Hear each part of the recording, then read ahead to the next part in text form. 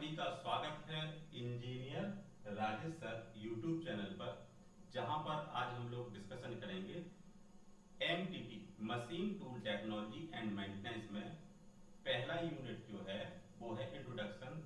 तो इंट्रोडक्शन में हम लोग जानेंगे शेपिंग ऑपरेशन के बारे में। शेपिंग ऑपरेशन क्या होता है?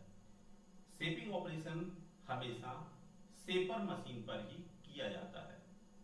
शेपर मशीन के द्वारा हम बड़े वर्क पीस पर कार्य कर सकते हैं और छोटे वर्क पीस पर भी कार्य कर सकते हैं। शेपिंग मशीन के द्वारा या फिर कहें कि आपके शेपिंग ऑपरेशन में किसी भी वर्क पीस की सतह को प्लेन किया जाता है, चाहे सतह हॉरिजेंटल सिचुएशन में हो, चाहे सतह वर्टिकल सिचुएशन में हो, और चाहे सतह किसी भी एंगल पर हो। एंगल मींस किसी भी कोण पर तिरछी हो, वैसी सतह पर सरफेस फिनिशिंग करने के लिए हम लोग शेपिंग ऑपरेशन का इस्तेमाल करते हैं। यदि हमें वक्राकार सतह प्राप्त करनी हो, सतह को वक्र के आकार में प्राप्त करना हो, कर्व के आकार में प्राप्त करना हो, तो भी हम शेपिंग ऑपरेशन का इस्तेमाल करते हैं।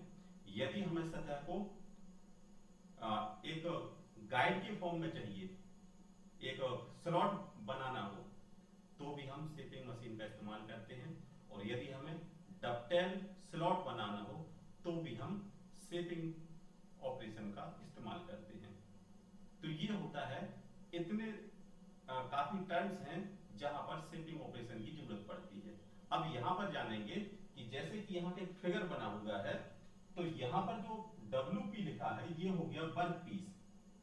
वर्क पीस क्या है? एक धातु का टुकड़ा है जिस पर हम विभिन्न प्रकार के ऑपरेशंस कर रहे हैं, खासकर कि जिसमें हमारा शेपिंग ऑपरेशन यहां पर क्रिएट होगा।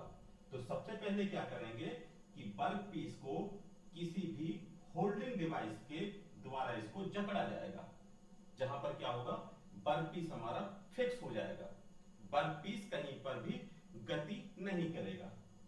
अब यहां पर क्या है कि वर्क पीस तो हो गया यहां पर फिक्स्ड, लेकिन मोशन किस में होगा? गति होगी, मोशन होगा कटिंग टूल में। तो कटिंग टूल क्या होता है? खासकर शेपिंग मशीन का जो कटिंग टूल है वो हमेशा जब आगे की तरफ गति करता है, फॉरवर्ड गति करता है, तो वो धातु को काटता है। और यदि कटिंग टूल पीछे की तरफ गति करता है तो यहां पर कटिंग नहीं होती है।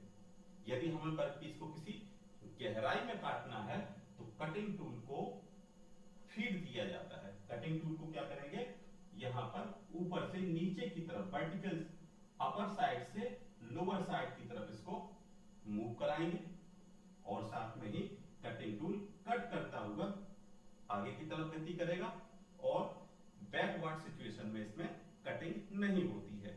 तो मेन टर्म्स यहां है कि जो वर्कपीस है वो फिक्स रहता है, कटिंग टूल मूव करता है। तो ये डिफरेंस होता है आपका शेपिंग मशीन में।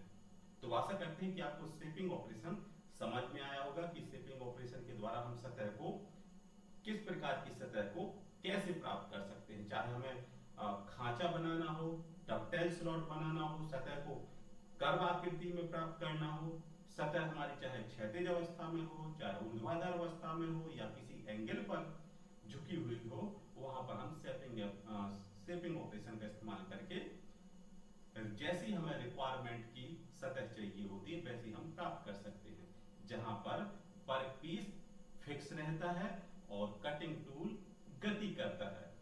और कटिंग टूल क्या करता है, जब आगे की तरफ जाता है तभी कटिंग होती है, पीछे की तरफ जाएगा तो कटिंग नहीं होती है।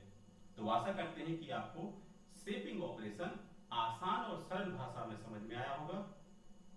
और यदि आप वीडियो को पहली बार देख रहे हैं तो सब्सक्राइब कीजिएगा, और यदि आप पहले से सब्सक्राइब हैं तो लाइक और दोस्तों के साथ शेयर जरूर कीजिएगा। तो मिलते हैं नेक्स्ट वीडियो में, जो रहेगी आपके प्लेनर ऑपरेशन पर आधारित। तब तक के लिए थैंक यू, धन्यवाद।